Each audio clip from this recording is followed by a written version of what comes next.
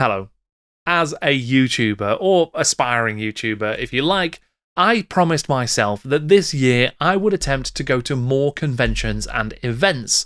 So that is why over the last month or two, I have been to 3 of the biggest in the United Kingdom. I went to Salute, which primarily focuses on historical gaming, but which also has lots of science fiction and fantasy stuff as well. Then I went to Partizan in Newark, near Nottingham, which is a historical wargame show, much truer to those historical miniatures roots, and lots of amazing display games to see and talk to people about. And then I capped it all off this recent weekend by attending the UK Games Expo, the biggest convention of its kind in this country, where all of tabletop is represented. Role-playing games, board games, card games, and miniatures games as well. There was so much to see and do. It was an absolutely fantastic time. So, in this video, I'm going to reflect a little bit about my recent convention escapades and maybe see if there's a couple of lessons that I have learned from all of this excitement. I'm Jordan, this is Jordan Sorcery, and today I'm considering the 4 lessons that I've learned at the cons.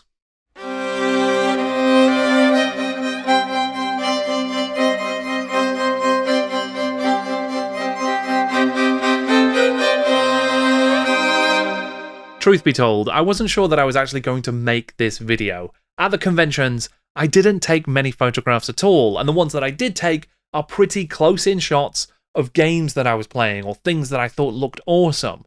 And I didn't take any footage whilst I was walking around the convention halls.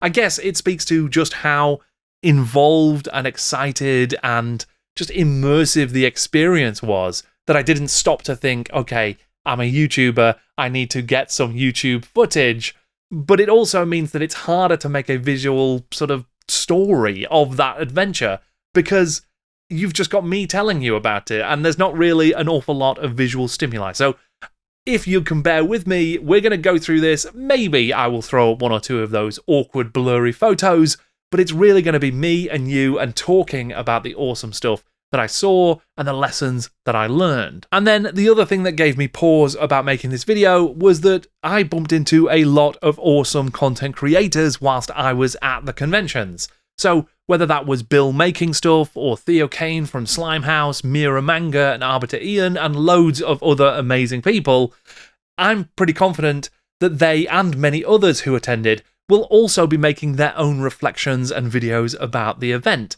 So that does give you that sort of moment of, okay, this is tough competition. Are they going to be exploring the same things I am? And do I really have anything to add?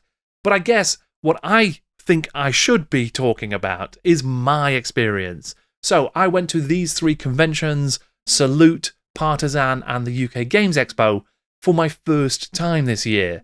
And I've not really done a lot of major conventions before these. I've gone to Thought Bubble, which is a comic book art festival that happens every year. Now it's in Harrogate, but it's moved around Yorkshire a little bit. It used to be in Leeds.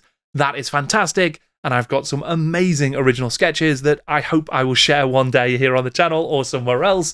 I loved going to those conventions, but there's also a certain energy and awkwardness and stress to it that I felt in the past as well. So going into these new conventions that new to me that talk about all of the stuff that I love the most, board games, war games, role-playing games, I wasn't sure how I was going to feel about these, especially not now that I've got the channel and occasionally very nice folks will recognize me and come over and say hello. And this is something brand new that I was a little bit trepidatious about. What is all of this going to feel like when I go to a real physical place and there's many, many people? Yeah, I didn't really know what to expect. So anyway, that is what this video is going to be, the lessons that I feel like I've learned from these new adventures, this new exploration of a different kind of way of engaging with the hobby for me.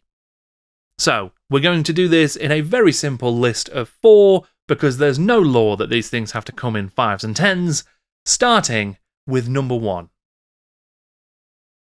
People are awesome. There were so many amazing people at all three of these conventions. There was huge crowds, huge queues, but there was a real community spirit, an atmosphere of everybody being there to have an enjoyable time together. So I had a really fantastic time just talking to strangers, meeting people for the first time, chatting about why they were here, what they were looking forward to, and all of that sort of great stuff. And beyond that, the actual exhibitors were all awesome as well. And I think that was one of the key things that I learned, was to really ask questions and explore the games that people are there to talk about. I was able to have a load of amazing conversations with different publishers, people who were designing their first ever games, lots of people who had brought things here that they've been working on for many, many years, and they've finally seen fruition. They finally got a product in their hands, and they wanted to show it off. And that passion and that energy came through. And we'll talk a little bit about some of those games that I picked up later on. But there wasn't just exhibitors and strangers. There were also friends, or soon-to-be friends, and fans of the channel. I want to thank everybody who came over to me and said hello. We had some amazing conversations. I'm sorry that some of them got cut short because there was just so much going on and we had to race around and do all of this stuff.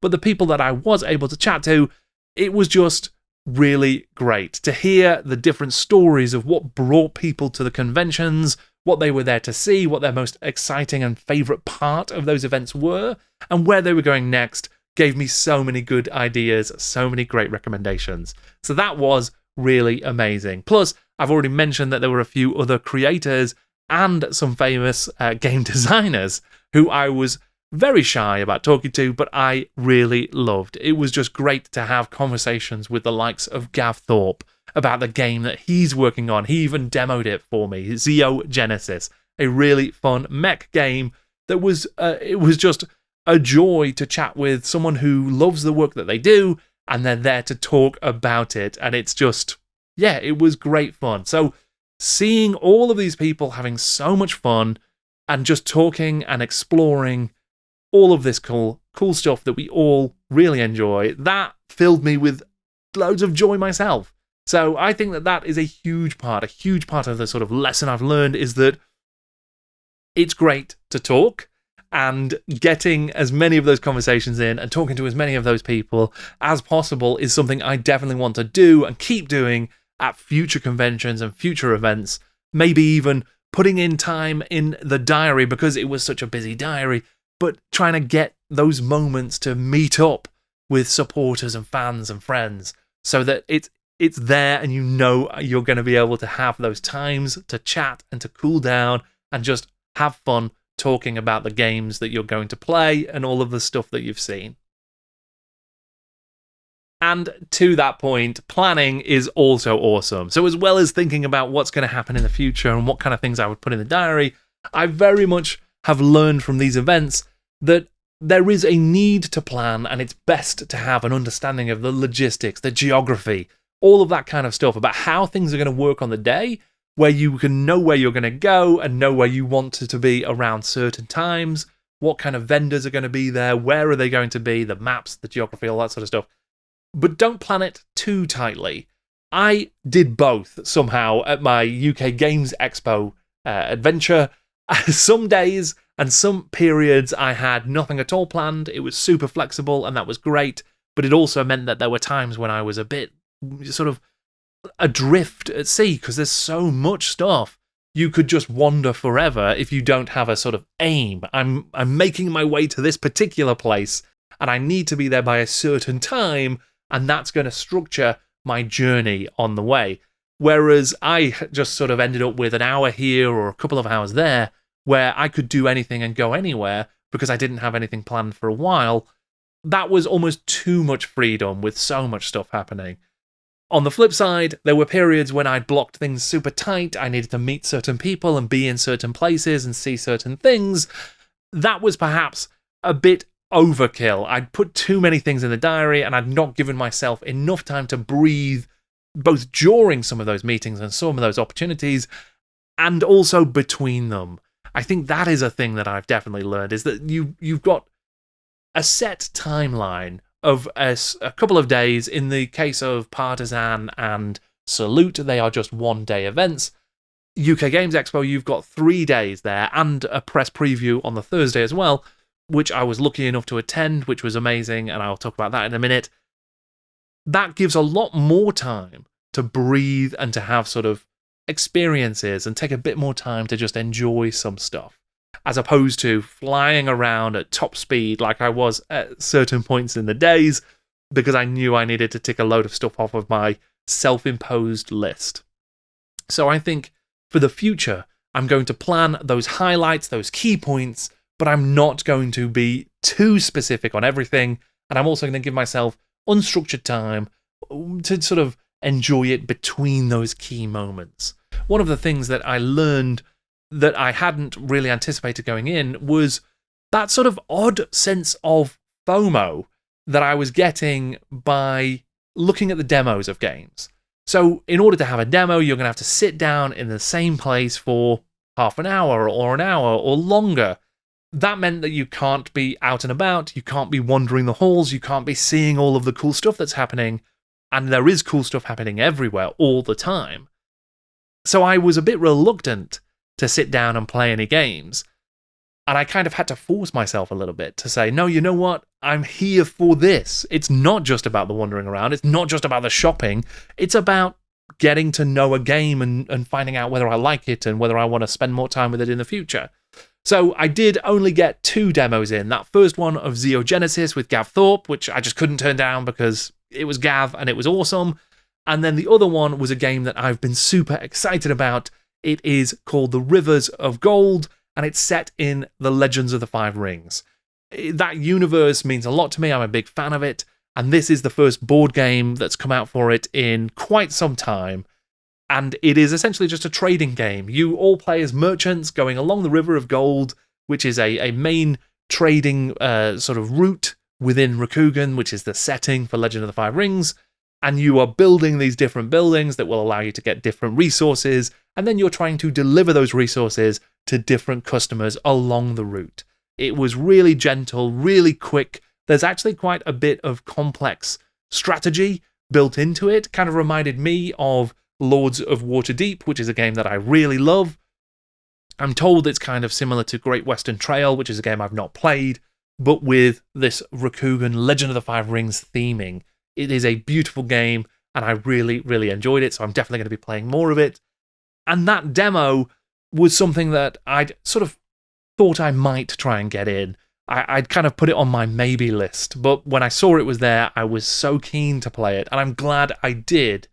And I think maybe there were a couple of other games that I would have liked to have had a demo of that I didn't prioritize because I was afraid of losing that time. So in retrospect, I think building more time in for the demos is probably a key part of it, but still, with that plan, with those key moments in the actual diary, I still think a lot of flexibility is worthwhile, because some of the stuff that was great was just meeting people at random, having a conversation and knowing that that conversation could run on as long as you needed it to. So that was great as well. Ultimately, I guess the lesson I've learned for this one is plan, but not too much, and make sure that you're trying to get a bit of everything, all of the different experiences that you're interested in from that entire event. Okay, so this one is an obvious one. Games are made by people. That everybody knows that. Games are not being sort of made by themselves yet, thankfully. But I suppose what I really mean here is that the people who brought these games to display and to talk about were so passionate and so energetic and so exciting that it was just a real joy to talk to them about the things that they were there to talk about. I had some fantastic conversations at that press event where I was able to talk for a little bit longer in a bit of a quieter space with some of the people who had designed some fantastic new games. And from that, I was then so keen to pick up and to play and explore some of those games. In a very quick fly through some of the stuff that I did pick up, so I was given the 2D6 Dungeon books by Toby Lancaster, and Toby was awesome. He's a fan of the channel. He was really, really lovely. He's a huge fan of fighting fantasy, and this is a set of solo dungeon rules that allow you to basically delve into a dungeon and experience it for yourself. Apparently there's loads of really cool Easter eggs in here for fighting fantasy, so I'm very, very excited to give these a go. Matt Beighton is also a Fighting Fantasy fan, and he has written a series of Pick Your Own Path adventures. This one, Beast of London, is kind of a Victorian monster mash, and it looks really, really fun. And he gave me this to basically go and have some fun exploring a different type of Pick Your Own Path adventure, a modern take on it that is looking at sort of just doing things in a slightly different way whilst remaining true to the classics. So I'm really excited about this one too. The guys from Slightly Reckless Games were absolutely amazing to talk to, really, really nice chaps, and this is their Morkborg compatible game, Ronin. It is absolutely stunning. Just the graphic design on this is amazing. It punches you in the face, and it's just got this incredible punk aesthetic inspired by Akira Kurosawa movies and games like Sekiro. I love this sort of style. I love this kind of world, so I'm really excited to play this one. Was very, very keen to get my hands on a copy of this, so I'm really pleased I did. Quick shout out to Another World Comics in Birmingham, who had a first edition of the first issue of Mike Grell's Green Arrow, which I'm a big fan of, so I had to pick that up, and it's really, really great, just as good as I remember. Charlotte and Juan were the designers of Quitessence, a generic role-playing system that looks really fun, and I'm very excited to get into the nitty-gritty of this one, because I think it could be really great. It's a set of rules you can apply to any setting, kind of like GURPS, that is just really, really fun. They've put it together themselves, they've done all of the art and everything like that. They were just such lovely folks, and I'm very glad that they were able to get this book finished and get it to the con. Friend of the channel, Jonathan Green, the author of many Fighting Fantasy adventures, the Ace game books, Shakespeare vs. Cthulhu, and recently the Arkham Horror game book that we did a live launch for here on the channel. He gave me a copy of You Are the Hero, the second edition of his history of Fighting Fantasy. This is a reworked edition of the book that is actually in a choose-your-own-adventure style. You can choose where you want to go next in the story. This book was such a fantastic resource when I was making my own Fighting Fantasy history. I can't wait to see how it's been updated and how it's been restructured, and it also brings things completely up to date. The more recent series of Fighting Fantasy books are covered as well. I'm really excited about this, and it was awesome to chat to John Green as well. So this was a big win. Plus, John helped me to meet Sir Ian Livingston, who I got to shake his hand, and then I had to run off because I was so intimidated and scared. But it was awesome to meet him and to say hello. When I recently made videos about Car Wars and Dark Future, many people suggested that I should have been talking about Gaslands as well, the spiritual successor to those games. Now, for my own shame, I have not played it, but I got the chance to speak to Mike Hutchinson, and it was absolutely fantastic. We were chatting along with Olden Demon about some awesome stuff, both amazing guys, and Mike was really, really fun, really cool to chat to, and he gave me a copy of Gaslands Refueled, which I really cannot wait to play, and he also gave me a copy of Hobgoblin, which is his rank and flank fantasy game, which features art by Crom. It is stunning. I am really, really looking forward to this one. Can't wait to give it a go and to see what all the amazing fuss is about with this game. Just whilst we're talking about awesome, cool stuff, I also picked up some Scarecrows and some Peeg Idols from Bad Squiddo Games. Absolutely awesome. I got the chance to chat to Annie, who runs Bad Squiddo. She was fantastic. We had loads of cool chats. And yeah, miniatures that are awesome. Big, big fan. I should have said that Gav Thorpe gave me this really cool mech, which is totally awesome. Again, for Zeo Genesis, really enjoyed chatting to Gav and playing his game. The only stuff that I really bought at Partizan were some amazing Fenris game resin terrain pieces that also act as other stuff.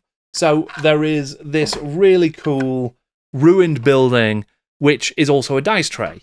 And then there is this amazing well, which you can see here, which also is the perfect shape when you take the lid off to stand in a pot of Citadel paint. So your Nuln oil is not going to go anywhere. I'm told, I've not checked this, but I'm told that it is also the perfect size and shape for a hard-boiled egg. So, or your eggy soldiers, I suppose. But yeah, so that is great. And this is a really strange one for me in that, so as you may know if you watch the channel, I'm not a massive painter. I do paint some stuff and I'm doing it slowly for my Marienburg army. But when I bought these, for whatever reason, I was just super eager to get them home and to get them painted. And I actually had fun painting these little terrain pieces. They also included a free bit of scatter terrain that's rubble that matches the others. Just really, really cool. I'm really pleased with those. And then I have absolutely buried the lead because this is Blood Bowl. So this is actually the 4th edition, a reprint of 3rd with some slight rules tweaks, a very thin box. This I bought from a second-hand stall. There's a load of miniatures in here that are still on the sprues. It's in pristine condition inside. I was so happy to get hold of this. There was a bit of an odd series of events with Blood Bowl for me at UK Games Expo, where I went to the Bring and Buy. You can check out what's in there online. They had the 3rd edition of Blood Bowl listed with Death Zone included for just £25. I was very, very excited. Couldn't believe my luck. Was hoping that no one else had spied this on the website. So I tried to get as close to the front of the queue at the first day in order to go to the Bring and Buy straight away and to pick it up. That was my real exciting plan. And then just before the doors even opened, I checked the website again and it was gone. I can only assume someone who was already in the convention hall was able to pick it up. I cannot blame them at all because that's an amazing game at an amazing price. But that left me with a little bit of a Blood Bowl hole in my heart for the rest of the con until I found that edition. And then all of a sudden, all was right in the world. It was a real fun moment. And it just filled me with that collector's excitement. So I don't know if this means I'm going to do a Blood Bowl video sooner rather than later, but it definitely bumps it up the priorities list because I'm going to be getting excited about this game as I play it once again. And what I did get from the Bring and Buy was this box, another of the sort of Citadel hauls like I did at Dragon Meet last year. It was £35 for a collection of random Citadel plastic. There's actually a sealed Belagar, the dwarf, and I also got a load of high elves in here, but the thing that really drew me to it that I was super excited about was a load of Empire Pistoliers. Still on their sprues. I need some more of these. My amazing patron Zingbo, who I got a chance to meet at the con, has actually been able to get me some other metal Pistoliers, which is fantastic, but I wanted even more. And this box delivered. So that is really fun. They're going to be in my Marienburg army. So that's a huge win for me. That's most of the stuff that I actually came away from the UK Games Expo with.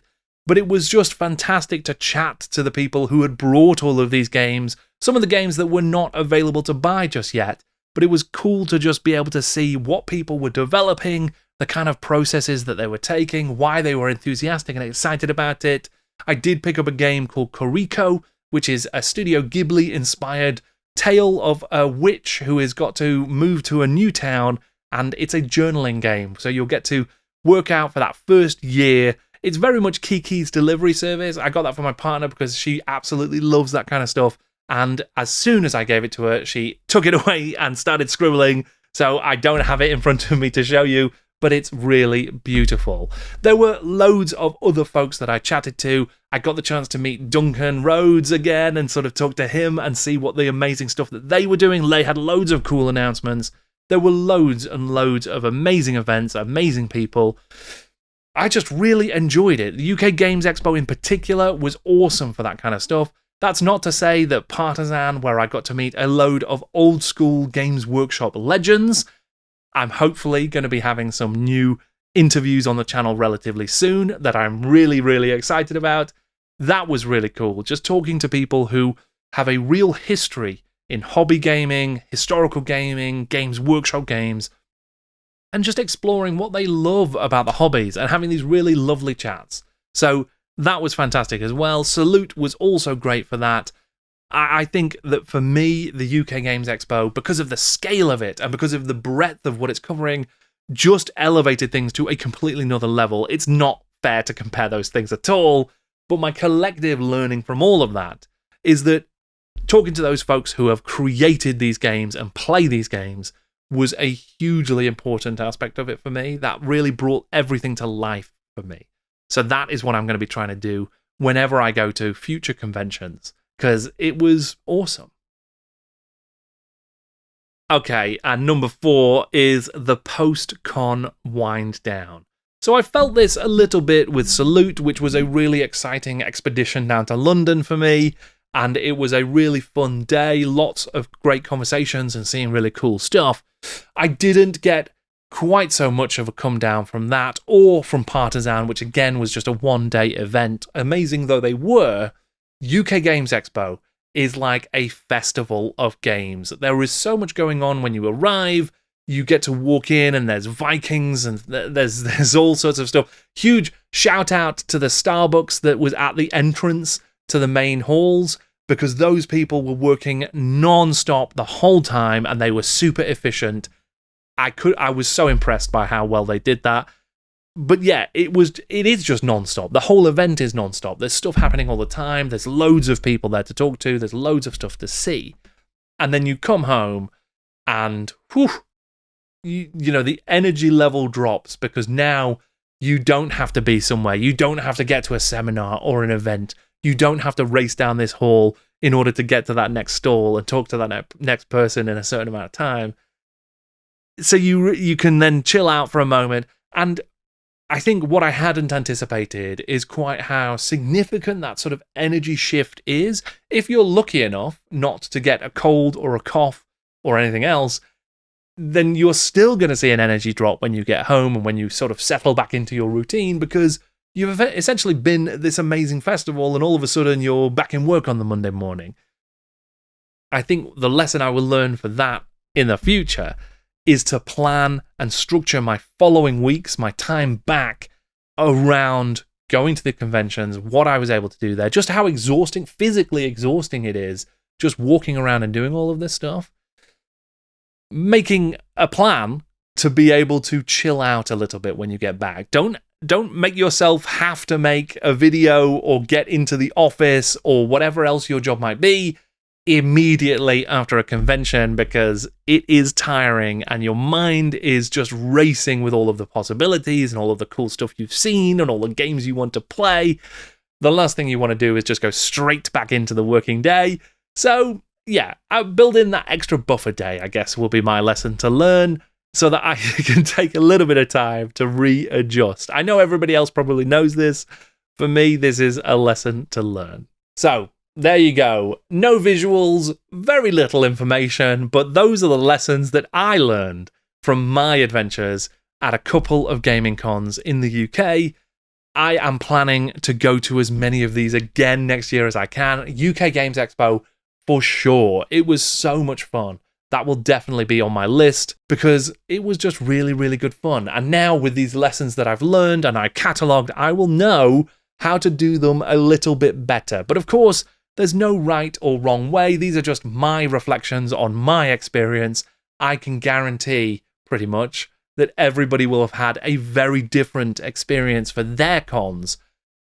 It's all just about going and having fun, I think, and just not pushing your own limits, but just doing what you can to get the most out of these amazing experiences. I think the ultimate lesson that I've learned, I suppose it is 5 in total really, is that I actually really enjoyed this. I didn't think that I was a big convention goer, but now I've discovered that I absolutely am, and I absolutely will be going to many more. In any case, I hope that you've enjoyed this rather rambling video.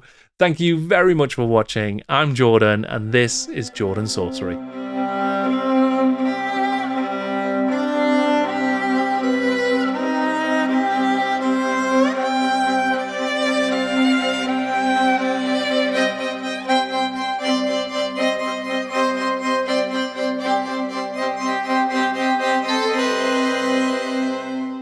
This box actually also has part of the old sky chariot thing that the 8th edition High Elves used to fly. I quite like this guy, and I'm going to find a way to use him.